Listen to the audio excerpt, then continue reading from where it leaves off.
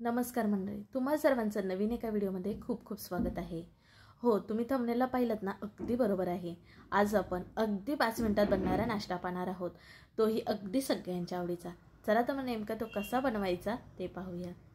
सुरुवातीला आपण बॅटर करून घेऊयात, ते पण मिक्सरच्या भांड्यामध्ये। त्याच्यासाठी आपण इथे घेऊयात मिक्सरचा भांडा। आता आपण जे साहित्य घेणार आहोत ते सगळं आपल्याला मोजून घ्यायचं आहे। तर इथे तर मेजर कप मधला कप घेतलेला आहे। तुमच्याकडे घरामध्ये वाटी पेला काही असेल तो घेतला तरी सुद्धा चालेल, म्हणजे ना अजिबात तुमचं प्रमाण आहे ते चुकणार नाही। त्याचा बघा, सुरुवातीला 1 कप भरून इतकं बेसनचं पीठ घेतलेलं मिक्सरच्या भांड्यामध्ये घातलं आणि हे दुसरा कप। बेसनचं पीठ घेत असताना आपल्याला थोडंसं दाबूनच घ्यायचं आहे। बघा, अलगदपणे इथं दाबूनच घेतलेलं आहे। एकूण 2 कप इतकं बेसनचं पीठ घेतलं। आता याच्यामध्ये आपल्याला घालायची साखर। तर साखर बघा 2 चमचे इतकी घातलेली आहे। 2 कप इतकं बेसनचं पीठ होतं, त्याच्यासाठी 2 चमचे इतकी साखर घातलेली आहे। थोडीशी 1 चुटकीभर इतकीच हळद घालायची आहे, ह्याच्यापेक्षा जास्त घालायची नाही। चवीसाठी मीठ घातलेलं आहे, साधारण पाव चमच इतकं। आता याच्यामध्ये तेल घालायचं आहे, ते सुद्धा बघा चमच्यानेच मोजून घ्यायचं आहे।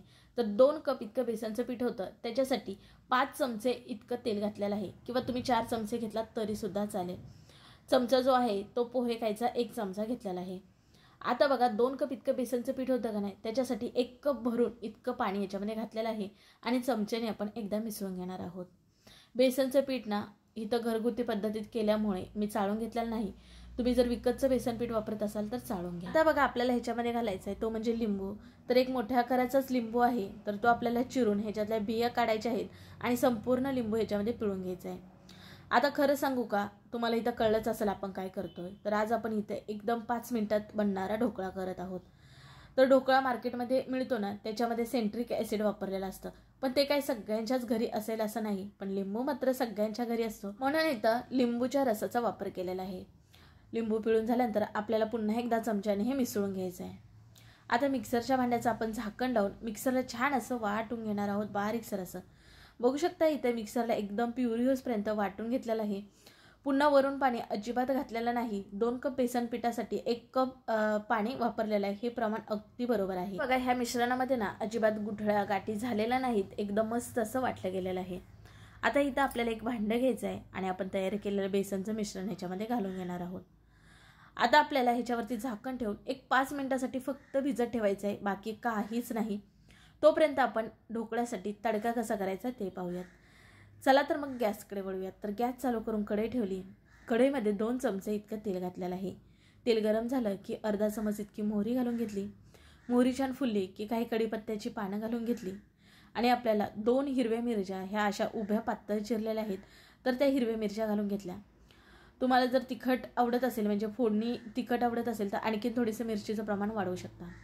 मिरची इथं छान फ्राय करून घ्यायची आहे, म्हणजे फोडणी आपली जास्त तिखट बनत नाही। आता याच्यामध्ये घालायचं आहे 1 चुटकीभर इतकं हिंग, कारण आपण बेसनचा पदार्थ करत असल्यामुळे थोडंसं हिंग घालूयात। अर्धा चमच इतके तीळ घातलेले आहेत। आता हे सगळं छान असं आपल्याला मिसळून घ्यायचं आहे। गॅस मात्र बारीक ठेवलेला आहे, नाहीतर आपली फोडणीही करपली जाईल। आता याच्यामध्ये आपल्याला पाणी घालायचं आहे। तर 1 कप इतकं पाणी घातलेलं आहे। तुम्हाला जितकी फोडणी हवी तितकं तुम्ही पाणी घालू शकता। आता ह्याच्यामध्ये आपल्याला 2 चमचे इतकी साखर घालायची आहे आणि थोडंसं ह्याच्यामध्ये सुद्धा आपल्याला लिंबू पिळून घ्यायचं आहे। जर तुमच्याकडे सॅट्रिक ॲसिड म्हणजेच लिंबू सत्व असेल ते थोडंसं घातलात तरी सुद्धा चालेल। आता छान असं हे आपण मिसळून घेऊया। ह्या फोडणीमध्ये सुद्धा आपल्याला थोडंसं मीठ घालायचं आहे, म्हणजे फोडणी आपली चवीला लागते। 1 पाव चमचा इतकंच मीठ घालून छान असं सगळे मिसळून घेतलं। आता फोडणी आपल्याला छान अशी खुळखुळून उकळी द्यायची आहे। बघा इथं आपल्या फोडणीला उकळी आली की ह्याच्यामध्ये आपल्याला वरून बारीक चिरलेली कोथिंबीर घालायची आहे। बघा इथं आपली फोडणी तयार झाली। गॅस इथं बंद केलेला आहे। आता या फोडणीवरती ना झाकण ठेवून बाजूला ठेवायची, म्हणजे फोडणी आपली थंड होत नाही। आता ही फोडणीची कढई आहे ना बाजूला ठेवूयात आणि त्याच गॅसवरती आपण पुन्हा एक दुसरी कढई ठेवूयात। ह्याच्यामध्ये आपल्याला पाणी घालून घ्यायचं आहे, साधारण 1 ग्लासभर इतकं आपल्याला पाणी घालून घ्यायचं आहे।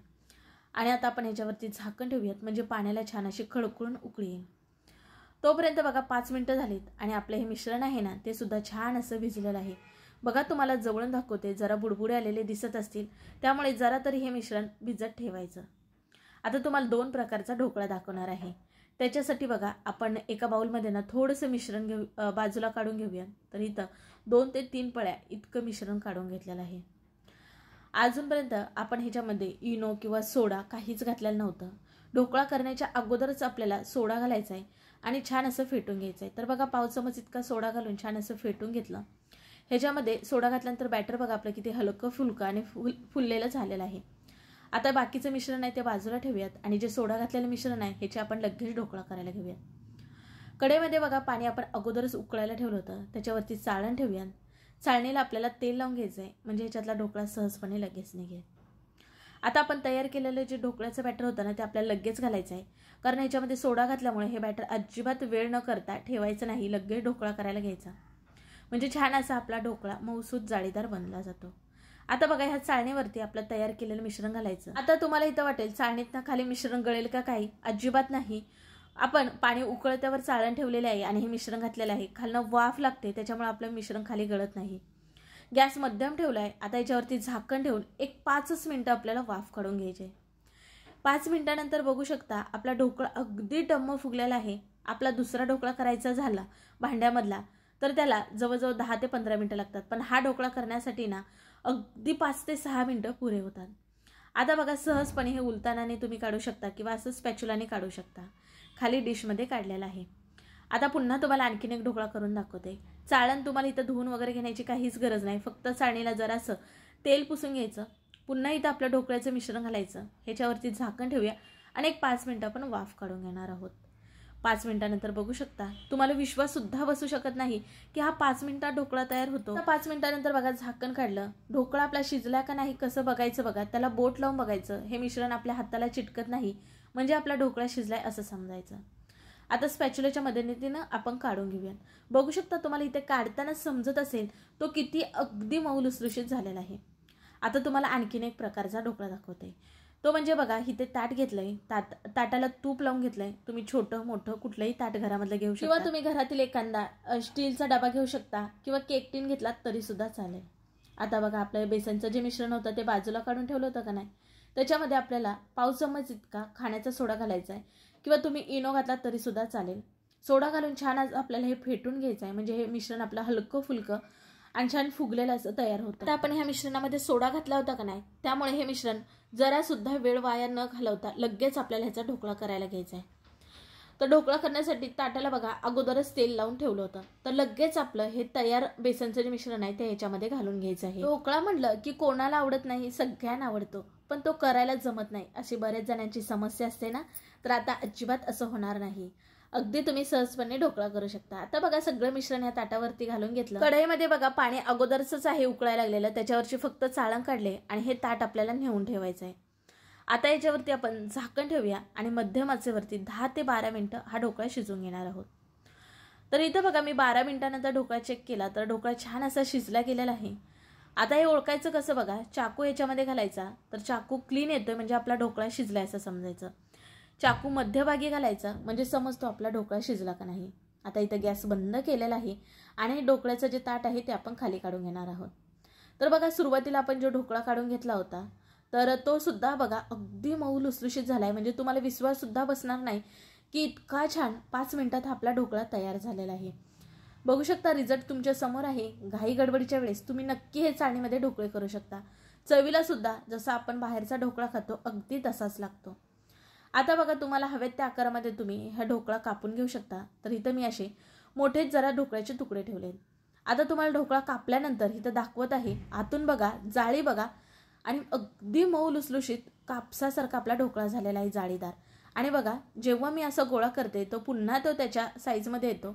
इतका छान मऊ लुसलुशीत आपला ढोकळा तयार झालेला आहे. असं आपण साधा ताटामध्ये किंवा केक टीनमध्ये जेव्हा ढोकळा शिजवून करतो तर त्याला बराच वेळ लागतो, म्हणजे 10 ते 12 मिनिटं शिजायला लागतात. पण जर तुम्हाला घाई गडबड असेल, पटकन नाश्ता करायचा असेल, त्यावेळेस तुम्ही हा नाश्ता करू शकता. तर इथं बघा मी त्रिकोणी आकाराचे ह्याचे काप करून घेतले. तुम्ही ह्याच्यापेक्षा छोटे सुद्धा काप चौकोनी करू शकता. एका ताटामध्ये हे काप काढून घेतलेत. वरनं आपण तयार केलेली फोडणी घालायची.